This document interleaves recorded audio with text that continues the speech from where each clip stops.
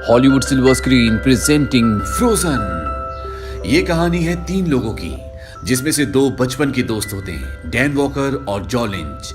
Dan walker की girlfriend का नाम है पाकर ओनिल और ये तीनों के तीनों एक स्की रिसोर्ट पर आए क्योंकि ये स्की करना चाहते हैं। डैन अपनी गर्लफ्रेंड पाकर को बोलता है कि तुम स्की लिफ्ट अटेंडेंट के पास जाओ और उसे कहो कि मैं अपना क्रेडिट कार्ड पेट्रोल पंप पर भूल गई और मेरे साथ मेरी दो गर्लफ्रेंड्स हैं जिन्हें मैंने स्की करवाने का वादा किया था और तुम हमें $50 में 3 टिकट्स दे दो। हालांकि पाकर जाना नहीं चाहती, लेकिन वो अपने बॉयफ्रेंड के कहने पर चली जाती है। वहां जाकर पाकर स्की लिफ्ट अटेंडेंट को मना लेती है। वो कहती है कि मेरे साथ मेरी दो गर्लफ्रेंड्स हैं जिन्हें मैंने वादा किया था कि मैं उन्हें स्की कराऊंगी, लेकिन मैं अपना क्रेडिट कार्ड पेट्रोल पंप पर भूल गई। और वो स्की लिफ्ट अटेंडेंट उन्हें 3 टिकट्स दे देता है और ये तीनों के तीनों स्की लिफ्ट से अब माउंटेन के ऊपर जाना शुरू करते हैं। और जब ये रास्ते में होते हैं तो इनकी स्की लिफ्ट रुक जाती है। दरअसल वहां पे जितनी भी लिफ्ट्स होती है सब के सब रुक जाती हैं और लोग वहां पर शोर मचाना शुरू कर देते हैं। पार्कर को ऊंचाई से डर लगता है, वो डरने लग जाती है, लेकिन उसका बॉयफ्रेंड बोलता है कि कुछ नहीं होगा, तुम डरो मत। और कुछ ही देर बाद लिफ्ट दोबारा शुरू हो जाती है और ये तीनों के तीनों अब माउंटेन पर पहुंच चुके हैं। ये वहां पर बहुत एंजॉय करते हैं और स्की करते हुए धीरे धीरे नीचे उतर आते हैं। और नीचे आने के बाद ये एक रेस्टोरेंट में खाना खाते हैं, लेकिन लिंच को स्की करने में बिल्कुल भी मजा नहीं आया क्योंकि पार्कर को स्की करना नहीं आता और वो बार बार गिर रही थी, इसीलिए इन्हें रुक रुक के आना पड़ता है। और अब लिंच एक बार फिर से स्की करने जाना चाहता है। हालांकि पार्कर इनके साथ नहीं जाना चाहती, लेकिन उसके बॉयफ्रेंड के कहने पर जबरदस्ती उसे इनके साथ जाना पड़ता है। और जब ये वहां पर पहुंचते हैं जहां से इन्हें लिफ्ट से ऊपर माउंटेन पर जाना है, तो वहां पर जो लिफ्ट अटेंडेंट होता है वो कहता है कि लिफ्ट बंद हो चुकी है और हमें सूचना मिली है कि तूफान भी आने वाला है, इसलिए हमने लिफ्ट बंद कर दी है। लेकिन इन तीनों की जबरदस्ती करने पर उसे इन तीनों को भेजना पड़ता है और अब ये तीनों ऊपर जा रहे होते हैं। तभी लिफ्ट अटेंडेंट के पास उसी का एक एम्प्लॉय आता है और वो बोलता है कि अगले वीकेंड भी तुम्हें आना होगा। वो कहता है कि अगले वीकेंड को मेरे भाई की कॉकटेल पार्टी है और इसके लिए मैंने पहले से एप्लीकेशन दी है, इसीलिए मैं अगले वीकेंड नहीं आ सकता। वो बोलता है कि अगर ऐसी बात है तो तुम्हें बॉस से बात करनी चाहिए और वो वहां से अपने बॉस से बात करने के लिए चला जाता है और अपने साथी को बोलता है कि अभी अभी लिफ्ट से 3 लोग ऊपर गए हैं और जब तक वो वापस ना आ जाए तुम लिफ्ट को बंद मत करना। और वो वहां पर खड़ा हो जाता है। तभी वो देखता है कि ऊपर माउंटेन से 3 लोग स्की करके नीचे आ रहे होते हैं और उसे लगता है कि ये वही तीनों लोग हैं जिसके बारे में उसके को एम्प्लॉय ने, उसके दोस्त ने उसे बताया था। और वो लिफ्ट बंद कर देता है।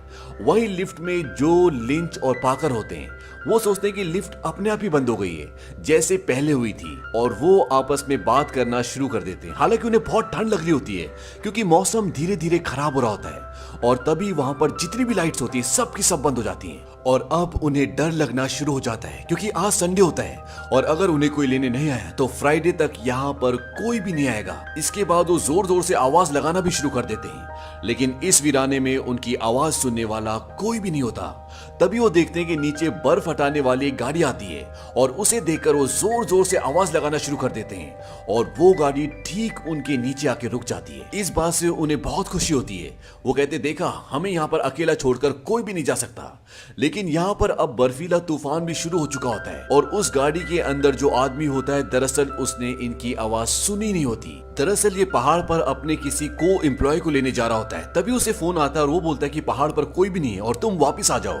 और ये गाड़ी लेकर वापस जाना शुरू कर देता है और ये देखने के बाद वो तीनों के तीनों जो ऊपर होते हैं वो चिल्लाना शुरू कर देते हैं और वो अपना सामान भी फेंकते हैं। लेकिन वहां पर बर्फ का तूफान होता है, इसीलिए उसे शीशे से बाहर कुछ भी नहीं दिख रहा होता और वो अपनी गाड़ी लेकर वहां से चला जाता है। और ये तीनों अब इस बर्फीले तूफान में यहाँ पर फंस चुके हैं और फ्राइडे तक यहाँ पर कोई भी नहीं आएगा। और जैसे जैसे रात गहराती जाती है वहां पर ठंड बढ़ती जाती है और डैन बोलता है कि अब मुझे यहाँ से कूदना ही होगा क्योंकि अगले 5 दिनों तक यहाँ पर कोई भी नहीं आएगा। हालांकि उसकी गर्लफ्रेंड और उसका दोस्त उसे मना करते हैं। वो कहते हैं कि हमें सुबह तक इंतजार करना होगा और सुबह जरूर कोई ना कोई यहाँ पर आ जाएगा।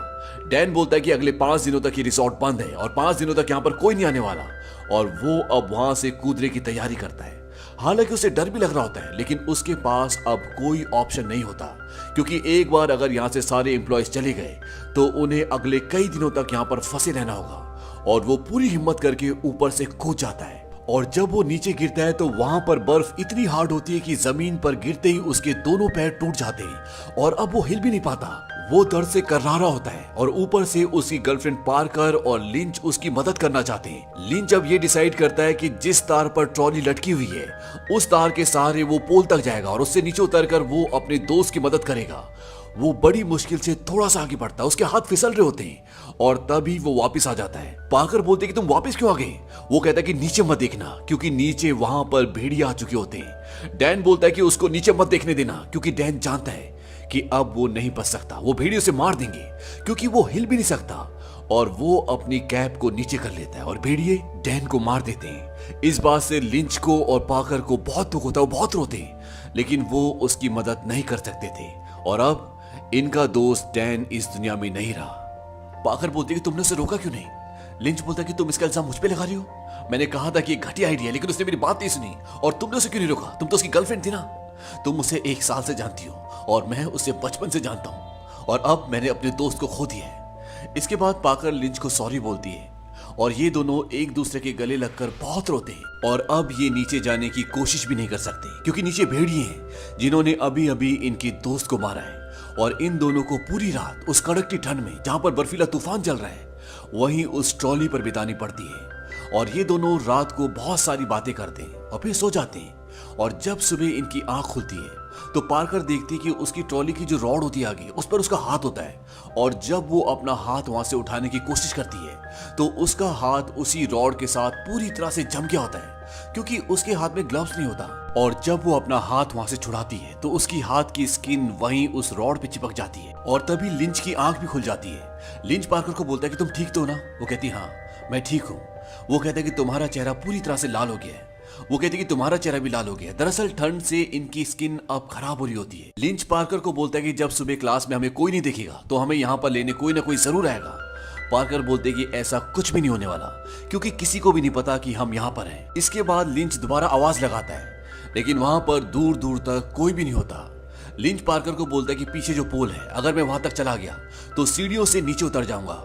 पार्कर लिंच को बोलते कि तुम वहां पर कैसे जाओगे क्योंकि तुम्हारे हाथ में चोट लगी है। दरअसल पिछली बार जब वो ट्रॉली की वायर से नीचे अपने दोस्त को बचाने के लिए जा रहा था उस वक्त उसके हाथ में चोट लग गई थी। लिंच बोलता है कि हम यहाँ पर एक रात और नहीं गुजार सकते, लेकिन अब यहाँ पर धूप आ गई होती है और इसीलिए पार्कर से बोलते कि हमें कुछ देर यहाँ पर इंतजार करना चाहिए।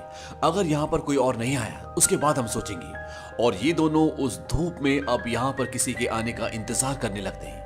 रात को यहाँ पर जितनी ठंड होती है दिन में यहाँ पर उतनी गर्मी होती है क्योंकि यहाँ पर धूप बहुत तेज है। और ये पूरी रात से इस ट्रॉली पर बैठे हुए हैं, इसीलिए अब पार्कर को टॉयलेट जाना होता है। और जब लिंच सो रहा होता है तो उसे मजबूरी में अपनी पैंट में ही टॉयलेट करना पड़ता है क्योंकि वो यहाँ से कहीं भी नहीं जा सकते। अब कुछ टाइम और बीतता है और लिंच ये तय करता है कि वो ट्रॉली की वायर से दूसरी ट्रॉली तक जाएगा जिसके पास वो पोल है जिससे वो नीचे उतर सकता है। और जैसे वो ऊपर वायर को पकड़ता है तो जिस ट्रॉली पर ये दोनों बैठे होते हैं उसका एक पेच निकल जाता है और वो एक तरफ को झुक जाती है। इस बात से पार्कर बहुत डर जाती है। वो कहती है ट्रॉली गिर जाएगी। लिंच कहता है कि ऐसा कुछ नहीं होगा, तुम वहीं बैठे रहो। और वो बड़ी मुश्किल से उस वायर के सहारे दूसरी ट्रॉली तक पहुंच जाता है जिसके पास वो पोल है जिससे उसे नीचे उतरना है। तभी लिंच नीचे देखता है कि वहां पर वो भेड़िए दोबारा आ जाते हैं जिन्होंने रात को उसके दोस्त को मारकर खा लिया होता है। और वो अपनी दोस्त पार्कर को बोलता है कि मुझे स्की की रॉड दो जिससे स्केटिंग करते हैं ताकि जब मैं नीचे उतरूं तो अपना बचाव कर सकूं। और वो उसकी तरफ स्की रॉड फेंकती है लेकिन वो पकड़ नहीं पाता और रॉड नीचे गिर जाती है। और किसी भी हालत में अब लिंच को नीचे उतरना पड़ेगा क्योंकि ये दोनों अब एक और रात यहाँ पर नहीं रुक सकते। अगर ये रुके तो ये ठंड से मर जाएंगे। और लिंच नीचे उतर जाता है और नीचे उतरने के बाद उसके ऊपर भेड़िए हमला करते हैं और उसके हाथ में रॉड नहीं होती, इसीलिए वो उनसे फाइट करता है। लेकिन किसी तरह से उसके हाथ में वो स्केटिंग की रॉड आ जाती है और वो उसे भेड़ियों को भगा देता है। अब लिंच पार्कर को बोलता है कि तुम नीचे मत उतरना, मैं जल्दी वापस आ जाऊंगा। और वो अपने स्केट्स पर बैठकर वहां से नीचे उतरना शुरू कर देता है। और जब वो नीचे जा रहा होता है तो उसके पीछे भेड़िए पड़ जाते हैं। पार्कर जोर से चिल्लाते लिंच, और लिंच उसकी नजरों से ओझल हो जाता है। दरअसल वो बर्फ से फिसलता हुआ नीचे चला जाता है और अब उसे कुछ नहीं पता कि लिंच यहाँ से बाहर पहुंच पाता है कि नहीं, वो मदद लेकर आ पाता है कि नहीं, या वो जिंदा है कि नहीं। बस उसके सामने ये वीराना है और वो इस वीराने में अकेली है। और धीरे धीरे दिन ढल जाता और शाम हो जाती है और लिंच वापस नहीं आता और पार्कर को एक और रात इसी झूले पर अकेले बितानी पड़ती है। और सुबह हो जाती है। अब सुबह वो ये तय करती है कि उसे किसी भी हालत में यहाँ से जाना होगा क्योंकि अगर लिंच को वापस आना होता तो अभी तक वो आ जाता। लेकिन लिंच वापस नहीं आया और अब पार्कर उस झूले से उतरने की कोशिश करती है और जब वो झूले पर थोड़ा सा लटकती है तो झूला टूट जाता है क्योंकि उसका एक पेच पहले से निकला होता है, लेकिन झूला नीचे नहीं गिरता। वो एक पतली सी तार से अभी भी अटका हुआ होता है और वो पतली तार धीरे धीरे टूट रही होती है, लेकिन इससे पहले कि वो तार टूटती पार्कर नीचे कूद जाती है और जब वो नीचे कूदती है तो ऊपर से झूला भी टूटकर उसके पैर पे गिर जाता है, जिससे उसके पैर पर बहुत ज्यादा चोट लगती है और अब वो चल नहीं सकती और वो फिसलते हुए नीचे उतरना शुरू कर देती है।